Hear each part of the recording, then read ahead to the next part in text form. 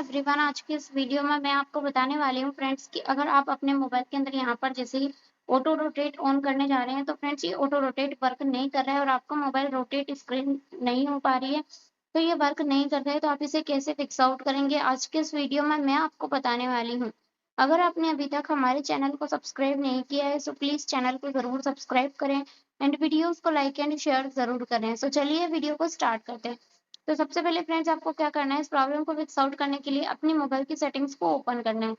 और जैसे आप यहाँ से मोबाइल की सेटिंग्स को ओपन करेंगे तो यहाँ पर आपको एक ऑप्शन मिल जाएगा ऐप्स नेम से, या फिर आपके डिवाइस में ये apps application app manager app management name से भी शो हो सकता है। इस पर क्लिक करेंगे। इस पर क्लिक करने के बाद सी ऑल ऐप्स पर क्लिक करना है, तो आपके मोबाइल की ऑल एप्लीकेशन यहाँ पर शो हो जाएगी। अब आपको यहाँ पर टॉप पर से थ्री डॉट शो होते हैं, थ्री डॉट पर क्लिक करेंगे और यहाँ पर शो सिस्टम ऐप्स वाला ऑप्शन मिलेगा, इस पर क्लिक करना होगा।